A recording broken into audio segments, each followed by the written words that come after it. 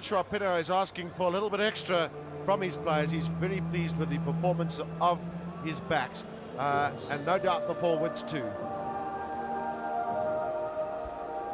Laurie Mains has been on the field. He's now just leaving the field. He's been chatting to his men, and now they're getting a chat amongst themselves.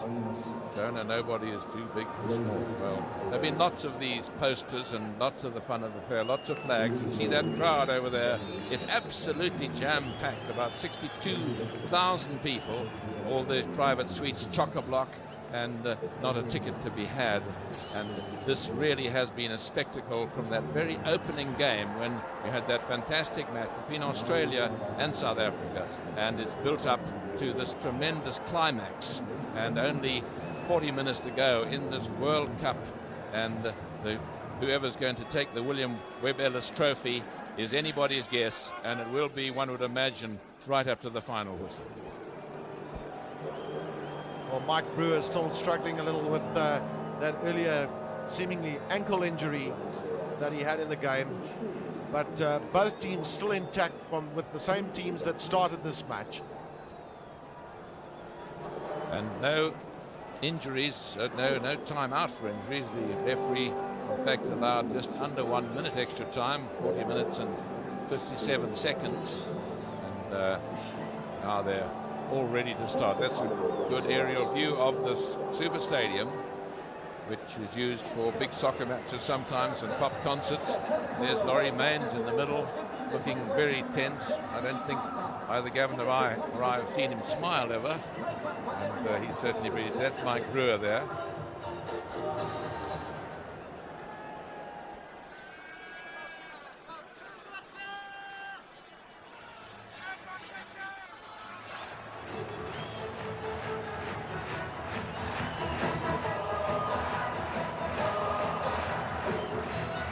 Well, plenty of music in the stadium. That's Chester Williams, always time for a smile. Like John Alomu has scored 4 tries in a match during Rugby World Cup 95. That's Bali Swatu. Has been struggling with a groin injury throughout this season.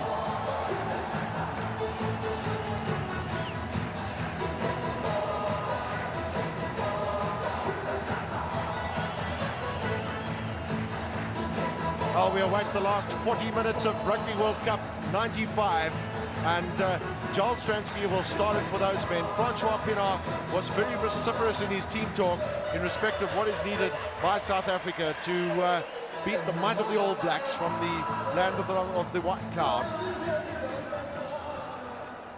Jamie Joseph is on the field for Mike Brewer of New Zealand. Brewer struggling with an ankle injury. These first 10 minutes are going to be vital for both teams to just gain some ascendancy. Taken in by Robin Brook.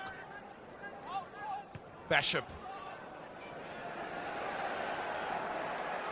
Chester Williams does well to catch, and that's a kick back to Mertens. He's a big punter of the ball, is Andrew Mertens. That's an excellent kick from him with very little room to move in. Now, can Jabir reply? Well, it's quite amazing how the players seesawed between the try lines in the first half. And New Zealand will be thinking about the many games that they've played in Rugby World Cup 95, where they've slackened off in the second half, and they'll be ever mindful of the need to keep the impetus up. Jones to Bishop, and then Olo Brown down the middle. Big and strong. New Zealand are great ruckers, great drivers of the ball as Joseph takes it in, and then Mertens. This is Lomu. Part of their game plan was to play around Lomu. Nobody can bring Walter Little down. Mertens is with as much time as Stransky had with a drop. Is this through the middle? No, just past the right hand upright.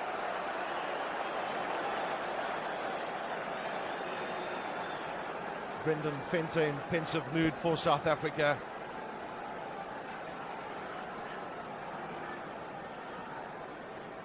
And New Zealand always starting off with tremendous fervour. Here's the drop goal again, and it looked as though it was going straight, but just swung away.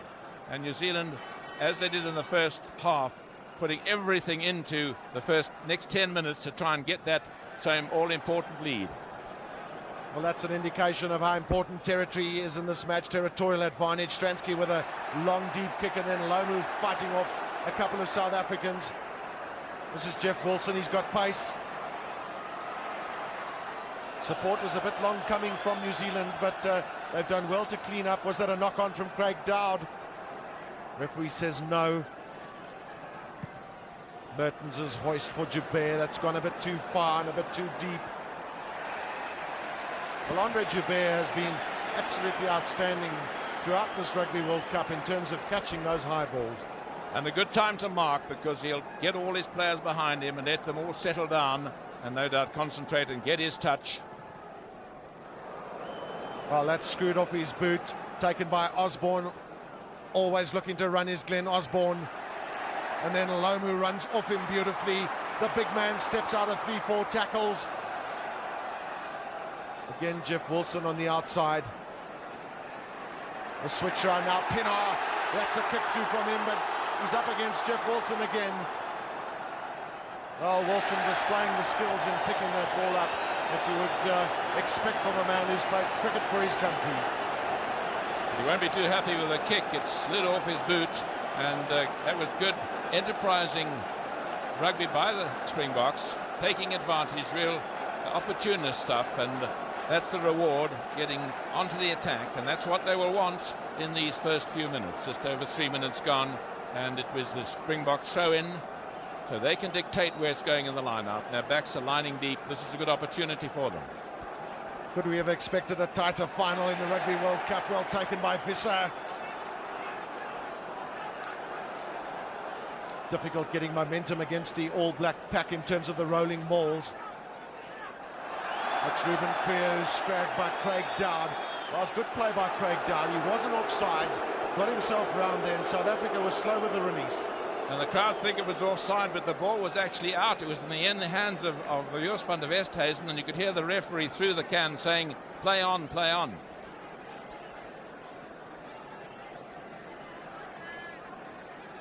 Whose kick will it be? That of Bashops or Mertens at the back? Mertens takes well. Once again, a big punt from him. Now can Chester Williams make something of this with Joubert? It's a long drop from Andre Joubert. A very stout effort from him. Now Osborne, he loves to attack, just no thought of putting the ball down. And he knew there was space on the far side because James Small had charged after that drop. Certainly a game for fit young men today, with the ball going all over the field from side to side and from end to end, and both sides using the ball, spinning it around. That's Glenn Osborne, who is such a promising young player, very safe in defence, but Mertens is having a fine game, taking the ball so well, and Laurie Main still not looking very happy.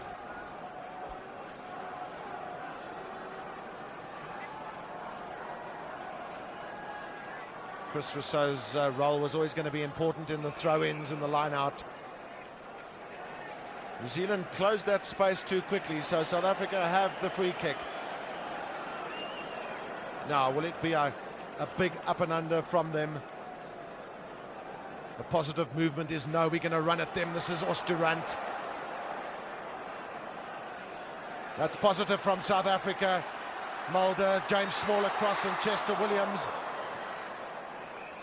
Well, South Africa didn't gain a lot of distance in terms of that running. There was very much a lot of lateral movement, but psychologically that was an important strike for them. Yes, they were crowded into running across, perhaps too many men in that. They might have tried a skip pass, and James Small, his final pass not going to Chester Williams. Lots of experience from Fitzpatrick and Jones. They've played many tests together. Once again, New Zealand looking to find Lomu, who can't take.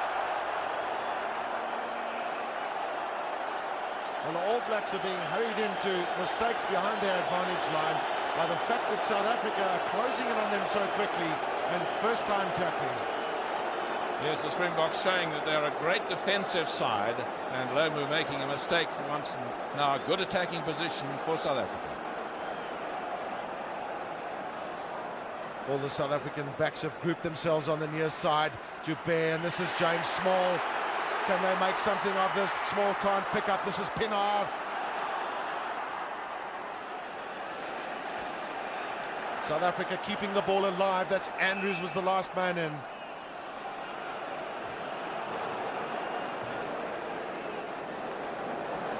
The referee judging there, the ball was not on the ground, and if it had been on the ground it would have been a scrum to South Africa, but he's given it to the All Blacks, saying that the ball was still in the hand and therefore was a maul. Jamie Joseph on the near side, flank position for New Zealand. Close side, they've got Josh Kronfeldt on the open side. South Africa using the weight advantage in the scrums to hold the All Blacks. Well, Mertens has done well considering the fact that Ruben Kruger and Joost van der Westhuizen in particular have been breathing down his neck all match. Certainly is a young player full of talent. South Africa with the props and the locks in the line out, taken well by Strydom.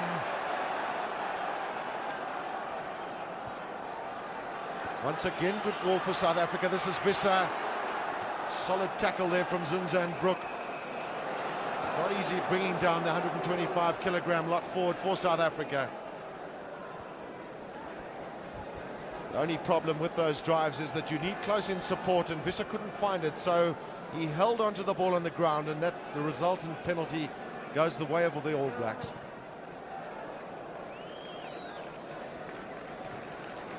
Yes, Kobus Visser looking as though he wanted to play the ball back, but immediately there was an All Black on him. Let's see if you can pick this one up. There he is with the ball. He's trying to play it back, and it's also an offence to prevent the tackled man from playing the ball.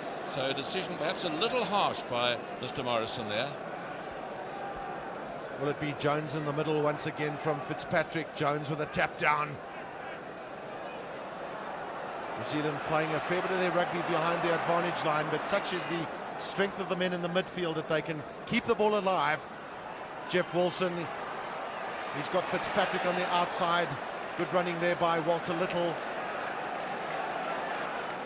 It's not often you see Walter Little being put down on the ground.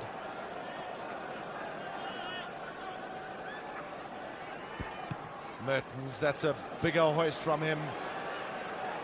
Joubert goes up and takes beautifully. Well, the fact that Andre Joubert has that broken bone in his hand has not deterred him from showing a lot of courage for his country. And that, of course, is an application of the law that changed only end of last season. If a man is receiving the ball, is immediately enveloped, there he is, he's enveloped by other players, he cannot play it, and even though the All Blacks are going forward there, it is the South African ball.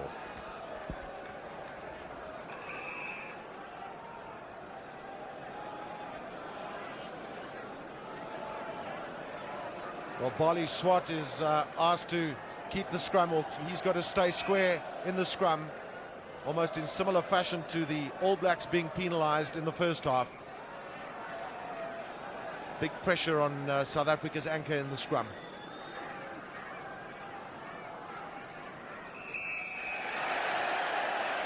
Well, this time it's New Zealand. It was Craig Dowd that collapsed that scrum. See here the referee saying taking your shoulder away. That's application of law where it says your hips must be, your shoulders must be higher than your hips. So South Africa getting some much needed respite from that kick, putting play back into the All Blacks half, and it's developing into a tremendous battle in the forwards. Both teams have shown great discipline. Only the 5 penalty goals that have been kicked. Zinzan Brook. Chris Rousseau does well to go low, put him down, but South Africa going over the top. Now the big question is, can Andrew Mertens have a bash at poles? He's in his own half of the field.